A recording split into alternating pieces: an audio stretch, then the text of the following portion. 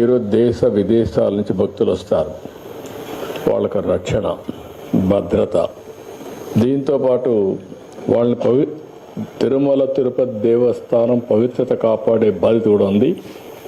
ఏ చిన్న సంఘటన జరిగినా దాన్ని పెద్ద ఎత్తున ఎక్స్పోజ్ చేసే పరిస్థితి కూడా ఉంటుంది. ఎందుకంటే ఇది ఒక పవిత్రమైన స్థలం కాబట్టి. ఇక్కడే పోలీస్ ఎంప్లాయీస్కి అందరికీ, ఇక్కడ పనిచేసే ప్రతి ఒక్కరికి, కమిషనర్ అబ్బరం, ఎస్పీ పోలీసు కానీ అందరూ కానీ దీన్ని దృష్టిలో పెట్టుకోవాల్సిన అవసరం ఉంది. అయితే ఇంకొక పక్కన ఇక్కడ ఈ పోలీస్ స్టేషన్ ఒక మోడల్గా చేసుకొని ఈ ప్రాంతంలో ఎక్కడ ఎవడు తప్పు చేసినా ఇమ్మీడియట్గా కానీ పట్టుకోగలిగిన పరిస్థితికి వస్తే చాలా ఒక ఇమేజ్ పెరిగే పరిస్థితి వస్తుంది. పోలీసులు ఒకటే గుర్తుపెట్టుకోవాలని చాలా స్పష్టంగా చెప్పాను. నేను ఎప్పుడు ముఖ్యమంత్రి అయినా, అందుకే నేను ఇక్కడుండే మిమ్మల్ని అందరూ కోరేది ఏంటంటే, మీలో ఒక ఆలోచన, ఇది ఒక ఆధ్యాత్మిక కేంద్రం. భక్తులు ఇక్కడికి వచ్చినప్పుడు దేవుని మీద తప్ప వేరే ఆలోచన ఉండదు. దేవుని మీద భక్తి భావం పెరగాలంటే, పవిత్రమైన భావం ఇంకా పెంపొందించాలంటే ఇక్కడికి వచ్చినప్పుడు ఒక సెక్యూరిటీ, ఒక సేఫ్టీ. మేము ఏమి ఆలోచించకుండా ఫ్రీగా తిరగగలుగుతాం. ఇక్కడ ఎలాంటి అవకతవకలు జరగవు. ఇక్కడ ఏది కూడా ఒక పద్ధతి ప్రకారం జరుగుతుంది అనే పరిస్థితి ఉండాల్సిన అవసరం ఉంది. అది ఉండాలంటే మీలో కూడా ఎప్పటికప్పుడు ఆ మార్పు, లేకపోతే నవేడేస్ మనకందరికి కూడా ఒక మాటలో చెప్పాలంటే కొన్ని మంచి పనులు కూడా చేశారు. దానికి ఒకసారి మిమ్మల్ని అభినందించాలి. యువత భవిష్యత్తును నాశనం చేస్తున్న మారక ద్రవ్యాల్ని, మహిళలపై జరుగుతున్న నేరాలు, రోడ్డు ప్రమాదాల నివారణకై ప్రత్యేకమైన దృష్టి పెట్టారు. 762 కిలోల గంజాయిని స్వాధీనం చేసుకుని స్మగ్లర్స్ యొక్క సప్లై చైన్ అరికట్టారు. 179 మందిని అరెస్ట్ చేశారు. స్మగ్లర్స్పై ఎన్డీపీఎస్ చట్టంతో పాటు పీడీ యాక్ట్ కూడా పెట్టి జైలు పంపించారు. This is the biggest break through. మనస్ఫూర్తిగా అభినందనలు. గంజాయి విక్రేతల్ని రవాణా చేసేవారిపైన కూడా 296 మంది పైన ఏదైతే సస్పెక్ట్ షీట్ తెరిచి వారిపై నిఘా కూడా పెట్టారు. ఎర్ర చందనం స్మగ్లర్స్ అరికట్టడానికి బాగా గట్టిగా పనిచేస్తున్నారు. జిల్లా వ్యాప్తంగా గ్రామాల్లో 786 డ్రగ్స్ అబ్యూస్ ప్రివెన్షన్ కమిటీ ఏర్పాటు చేసి మోడల్ కూడా అవేర్నెస్ తీసుకొస్తున్నారు. దీన్ని కూడా మనస్ఫూర్తిగా మనం ఇటీవల ఒక మంచి కార్యక్రమం తీసుకున్నాం. No helmet, no petrol. బాగా పాజిటివ్ మంచి ఇంపాక్ట్ వస్తుంది. నేను ఒకటే మీ అందరూ కోరుతున్నాను. నేను చాలా సమస్యలు చూశాను. ఒకప్పుడు కేవల సమస్య, ఏ సమస్య అయినా అది సమాజం ఆమోదించినటువంటి కార్యక్రమం ఎవరేం చేసినా, యాక్టివ్ సోషల్ చేసినా అది సస్టైన్ జరుగుతున్నది. ఆ రోజుల్లో నేను చాలా గట్టిగా ప్రయత్నిస్తాను. 2003 నా మీద హత్య ప్రయత్నం చేసిన, 23 గ్రీన్ ఆఫ్ నైన్స్ ప్లాన్ చేసిన పరిష్కారం అయ్యే పరిస్థితి వస్తూ ఉంది. అంటే మనం గుర్తుపెట్టుకోవాల్సింది, ఏదైనా సరే సమాజ హితం కోసం కాకుండా, రాజ్యాంగ పరంగా కాకుండా చట్ట వ్యతిరేక కార్యక్రమాలు ఏవి కూడా సస్టైన్ కావు. రాయలసీమలో ఒకప్పుడు పెద్ద ఎత్తున ముఠా కక్షలు ఉండేటివి. ఒకరినొకరు చంపుకునేవాళ్ళు, ఆధిపత్యం కోసం పోరాడారు. అలాంటివి కూడా ఆ రోజు చాలా స్పష్టంగా ఫైట్ చేశాం.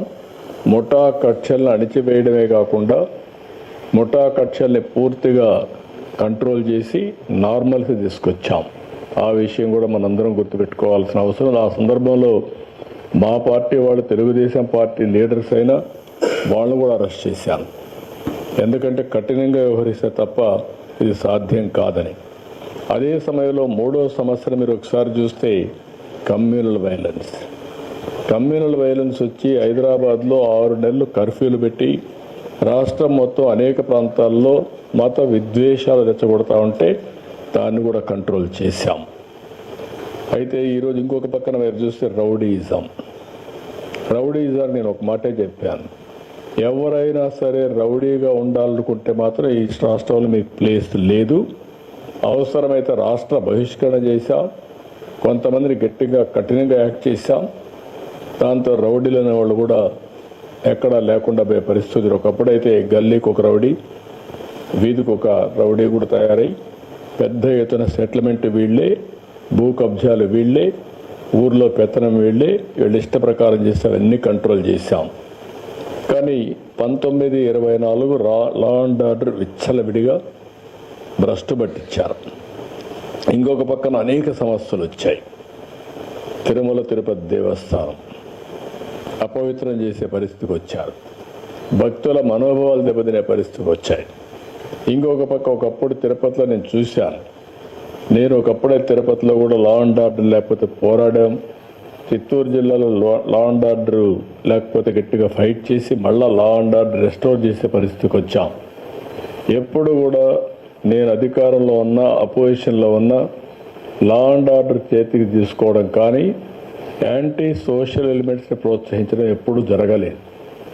నేను ఎప్పుడో ఒక మాట చెప్పేవాడిని, ఎవడైనా సరే హత్యలు చేసేవాళ్ళు తప్పకుండా వీళ్ళు కూడా పోస్ట్ మార్టం తప్ప వేరే ఉండదు. ఆ విషయం వీళ్ళు గుర్తుపెట్టుకోవాలని. ఎందుకంటే నేను లా అండ్ ఆర్డర్ మీద ఒక ప్రశాంతంగా ఉండాలి, శాంతి భద్రతలు పరిరక్షించాలి. అప్పుడే సమాజంలో ఒక శాంతి ఉంటుంది, ఒక భద్రత ఉంటుంది. భద్రత ఉంటేనే పెట్టుబడులు వస్తాయి. భద్రత ఉంటే అందరూ కూడా హ్యాపీగా ఇంట్లో పడుకుంటారు. లేకపోతే ఈ సమస్యలు వస్తాయని ఎప్పుడూ కంట్రోల్ చేస్తూ వచ్చాం. దానివల్ల చాలా వరకు కంట్రోల్ అయింది. ఈ 5 సంవత్సరాలు చేసినటువంటి ఇష్టానుసారంగా కార్యక్రమాలు ఇంకా అందరిలో డిస్టర్బెన్స్ ఉంది. ప్రజల్లో డిస్టర్బెన్స్ ఉంది, పార్టీల్లో డిస్టర్బెన్స్ ఉంది.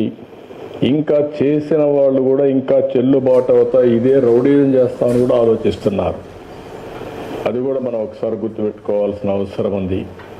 నేను ఒకటే ప్రతి ఒక్కరికి విజ్ఞప్తి చేస్తున్నా, ప్రజాస్వామ్యం లిమిటేషన్లో పనిచేస్తే ఎవరన్నా వాళ్ళ విధానాలు చెప్పాలంటే చెప్పుకోవచ్చు, కానీ విధానాల పేరుతో రౌడీజం చేస్తాం, ఇష్టానుసారంగా లా అండ్ ఆర్డర్ మా చేతి తీసుకుంటాం, మీరు ఏం చేస్తారంటే మాత్రం ఎట్టి పరిస్థితులు ఉపేక్షించాం. అది ప్రజాస్వామ్య విలువలు కాదు. ఆ విషయం గుర్తుపెట్టుకోవాల్సిన అవసరం ఉంది. లా అండ్ ఆర్డర్లో మనం ఒకసారి చూస్తే రోడ్స్ అని బ్లాక్ చేయడం, ఎక్కడికక్కడ స్తంభింపజేయడం, లేకుంటే ఈ మధ్య మనం చూస్తున్న రఫా ఏంటో నాకు అర్థం కాలేదు.